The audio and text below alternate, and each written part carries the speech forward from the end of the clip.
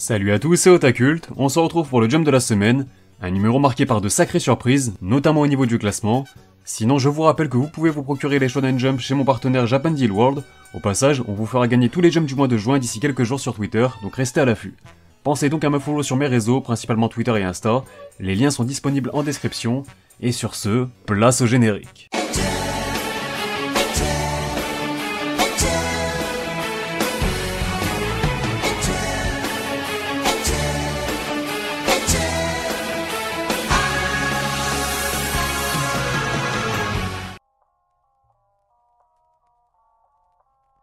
Tout d'abord, commençons comme d'habitude par la partie hors classement. Cette semaine, le lead color revient à Mashle pour la seconde fois de l'année, et autant dire que c'est clairement l'une des plus belles covers de l'année. Hajime Komoto nous a aussi réalisé une jolie illustration pour marquer l'occasion. Les autres pages couleurs reviennent quant à elles à Dr. Stone comme très souvent. La nouveauté Witch Watch profite également d'une petite mise en avant cette semaine, sans oublier la présence du one-shot Sleeping and Gang, signé Yuta Kawae. Et pour finir du côté des absents, il y a du monde cette semaine puisque One Piece offre sa petite pause mensuelle, tandis que je vous rappelle que Jujutsu Kaisen est désormais en hiatus à durée indéterminée, en espérant qu'il ne soit pas aussi long que celui de Hunter x Hunter. On passe maintenant au classement qui est composé de 15 mangas, soit un de moins que la semaine passée, et c'est Kowloon's Ball Parade qui retombe à la dernière place du sommaire après un léger déclin. Au final, cela ne change pas grand chose puisque ce manga de sport enchaîne déjà sa 9ème présence dans la zone rouge. Fin confirmée pour Hardboiled Cop and Dolphin qui nous quitte donc cette semaine avec son 47ème chapitre. Au final, la série aura toujours eu du mal à convaincre aussi bien les lecteurs du Jump que d'un point de vue plus commercial en ce qui concerne les ventes.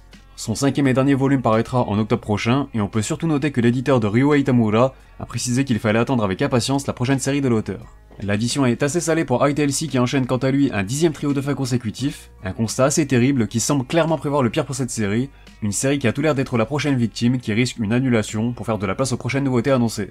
Semaine compliquée également pour Magu-chan God of Destruction, qui est contraint de reculer de 2 échelons pour ainsi apparaître à un triste 12ème rang. Cela fait maintenant plusieurs mois que la série n'a plus quitté le bas du tableau, mais j'aurai tout de même une nouvelle plutôt positive à vous partager dans quelques minutes la concernant. High School Family confirme quant à lui le coup de mou que j'avais souligné la semaine passée, puisqu'en effet cette comédie stagne à la 11ème position cette semaine, elle qui se trouve toujours dans un cas assez imprévisible j'ai envie de dire.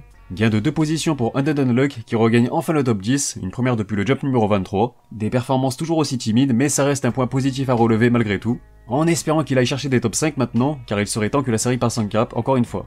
Second chapitre noté tout aussi moyen que le premier pour la nouveauté Kanji Fleury, qui semble déjà s'installer dans le ventre mou du sommaire. Pour le moment on reste sur nos positions, il est encore inutile et surtout bien trop tôt pour tirer des conclusions, mais il faudra suivre avec attention son prochain classement, puisqu'avec la fin de Hardboiled Cop and Dolphin, cela libère une place dans le trio de fin qu'il occupait régulièrement, une série en fera donc les frais, reste à voir sur laquelle miser, place à vos pronos.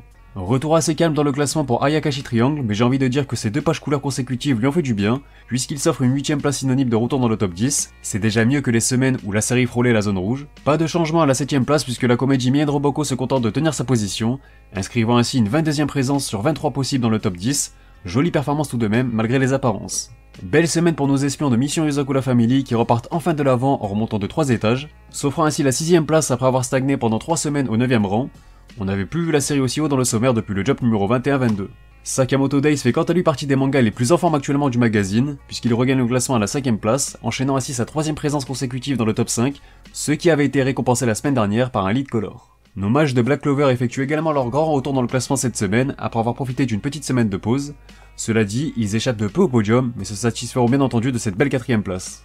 Il avait connu son premier faux pas entre guillemets avec une 8ème place obtenue dans le Jump numéro 27, il avait eu droit à une page couleur dans le numéro suivant pour remettre aussitôt la série en avant, et on peut dire que ça a payé pour The Elusive Samurai qui s'empare de la médaille de bronze pour son retour. C'est déjà son 4ème podium de l'année. Un cran au-dessus, on retrouve le vétéran My Hero Academia qui profite de l'absence de certains concurrents pour remonter de 2 positions et ainsi se hisser à la 2ème place. Nos héros regagnent ainsi le top 3, 3 semaines après l'avoir quitté. Et enfin on termine avec la surprise mais surtout la sensation de la semaine, puisque c'est bel et bien la nouveauté Blue Box qui s'offre la première place du classement pour sa 3ème présence dans ce dernier seulement. Si on avait déjà salué la précocité de The Elusive Samurai qui avait obtenu son premier top 1 dès son 12ème chapitre, il n'aura suffi que de 10 chapitres à Blue Box. Égalant notamment la performance de One Piece à l'époque, mais si l'on reste dans le cadre des romances, seul Eyes de Masakazu Katsura avait fait mieux en s'offrant un top 1 dès son premier classement. Blue Box démarre donc mieux que des séries que vous connaissez sans doute mieux, comme Nisekoi ou encore We Never Learn. On enchaîne avec les informations concernant le Jump numéro 30, dont le lead color reviendra à la nouveauté Red Hood. Il s'agit de la sérialisation du one-shot du même nom signé Yuki Kawaguchi, qui était paru l'année passée dans le magazine. On reviendra sur cette nouvelle série dans quelques instants pour vous la présenter ainsi que son auteur. Mis à part ça, les autres pages couleurs reviendront quant à elles à Mission Rizakura Family qui bénéficiera aussi d'un chapitre de 23 pages. Black Clover profitera quant à lui de sa 5e mise en avant de l'année, tandis que Magu-chan aura également droit à sa 4e colorisation. On passe donc à l'actu manga et on va comme prévu commencer par présenter la prochaine nouveauté, ou plutôt les 2 prochaines nouveautés annoncées. La première étant comme mentionné plus tôt Red Hood de Yuki Kawaguchi. Il s'agira d'une fantaisie dans laquelle l'histoire se déroule dans un village où un jeune homme fait la rencontre d'une mystérieuse chasseresse. Le premier chapitre s'étendra sur 54 pages, et les plus vifs d'entre vous se souviendront qu'il s'agit aussi de la série qui avait remporté la Golden Future Cup du Jump en 2020, ce qui lui vaut cette sérialisation. La seconde nouveauté s'intitule Neru Martial Arts Road.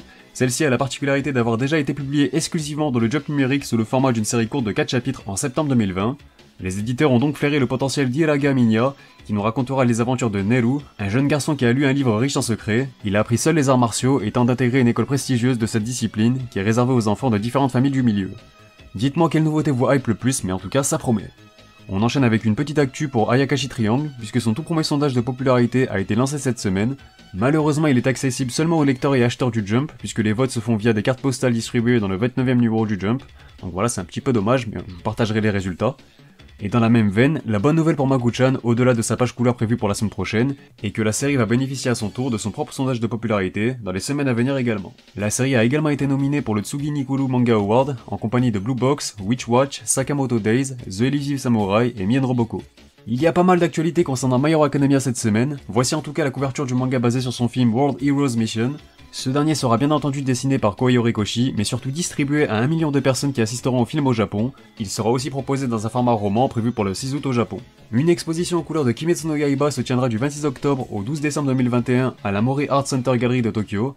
Elle se tiendra également en 2022 du 14 juillet au 4 septembre au Grand Front Osaka Kita. Les visiteurs recevront des illustrations en couleur de Koyoharu Gotoge. On a également eu les résultats de la 5ème édition du Tsutaya Comic Award 2021, et nos petits protégés du Jump s'en sont honorablement bien sortis, puisque Undead Unluck a obtenu la 7ème place, devançant ainsi d'un cran son compère Mashal. J'ai peu de choses à vous faire part du côté de Manga Plus, si ce n'est de révéler la seconde place de Kaiju No. 8 pour ce même prix, sans oublier de vous partager de nouveaux chiffres de la série qui a atteint les 3 millions de copies en circulation en seulement 3 tomes.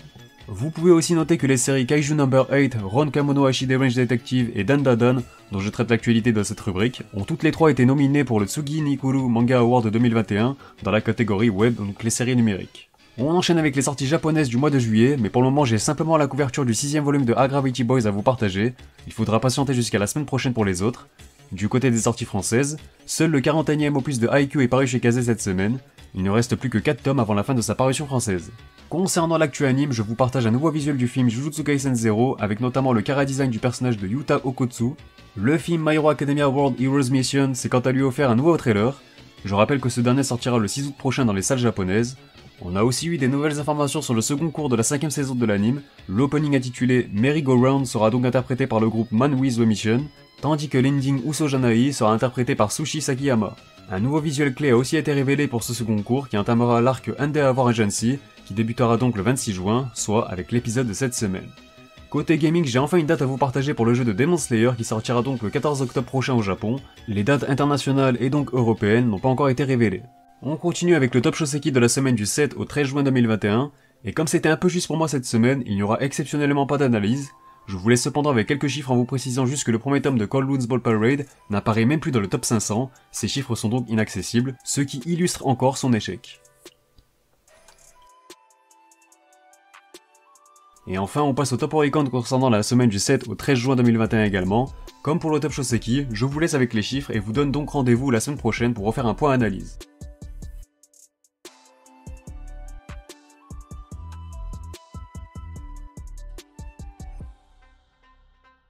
Sur ce, la vidéo est terminée, n'hésitez pas à réagir sur celle-ci et sur le classement dans les commentaires. Mis à part ça, pensez à vous abonner si ce n'est pas déjà fait pour ne pas manquer les prochains classements.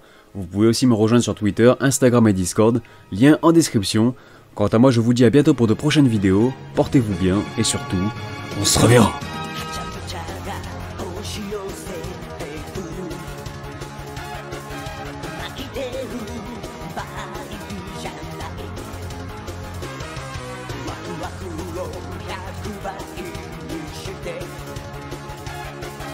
パーティーの主役」